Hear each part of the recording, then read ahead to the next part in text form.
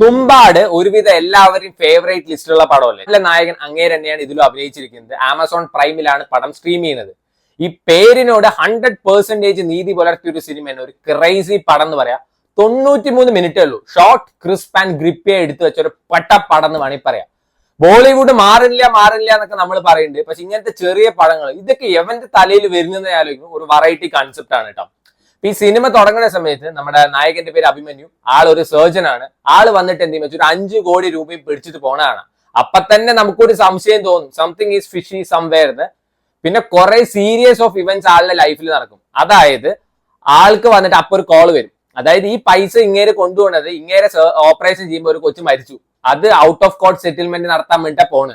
ആ പൈസ വേണം, നിങ്ങളുടെ മകളെ ഞങ്ങൾ തട്ടിക്കൊണ്ടു പോയിട്ടുണ്ട്. അപ്പൊ അടുത്തൊരു ട്വിസ്റ്റ് ആണ് ഏപ്രിൽ ഫൂൾ ആണ്. ഇങ്ങേർക്ക് അത് വിശ്വാസം വരണമില്ല.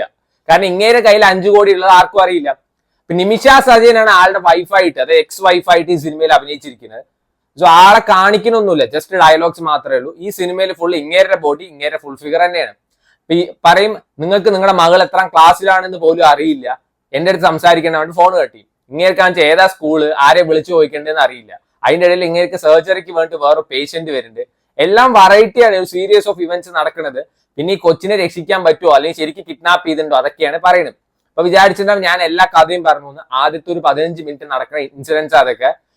അതിന്റെ ഇടയിൽ വന്നിട്ട് കുറച്ച് വെറൈറ്റി സംഭവങ്ങളുണ്ട്. അതായത് ഇങ്ങനെ വക്കീലിന്റെ പേര് സേവ് ചെയ്തിരിക്കുന്നത് ബ്ലാക്ക് കോട്ട് എന്നും ഡോക്ടറിന്റെ പേര് സേവ് ചെയ്തിരിക്കുന്നത് വൈറ്റ് കോട്ട് എന്നാണ്. അപ്പൊ തന്നെ നമുക്ക് മനസ്സിലാക്കാം സംതിങ് ഈസ് ക്രൈസി സംവെയർ എന്ന്. ടുവേർഡ്സ് എൻഡ് കുറച്ച് ഇമോഷണൽ സീൻസ് ഒക്കെ ഉണ്ട്, അടിപൊളിയാണ്. ഞാൻ പറഞ്ഞില്ലേ 93 മിനിറ്റ് ആയാലും വർത്ത് പടം എന്നൊക്കെ പറയാം. എനിക്ക് ബേസിക്കലി ഭയങ്കര ഇഷ്ടപ്പെട്ട സിനിമയാണ്. ഒരു ആൾ തന്നെയാണ് ഇങ്ങനെ കാണിച്ചുകൊണ്ടിരിക്കുന്നത്, പക്ഷെ അങ്ങേരുടെ മുഖത്ത് വരുന്ന എക്സ്പ്രഷൻസും അങ്ങേർക്ക് ഫാമിലി എത്ര പിന്നീട് ഇമ്പോർട്ടന്റ് ആണ് എന്നുള്ളതൊക്കെ ഇതിൽ കാണിക്കുന്നുണ്ട്. അതേപോലെ തന്നെ ഓരോരുത്തരെ വിളിക്കുന്ന സമയത്ത് ഓരോ കോളർ ടൂൺ ഉണ്ട്, അതും ഡിഫറെന്റ് ആണ്.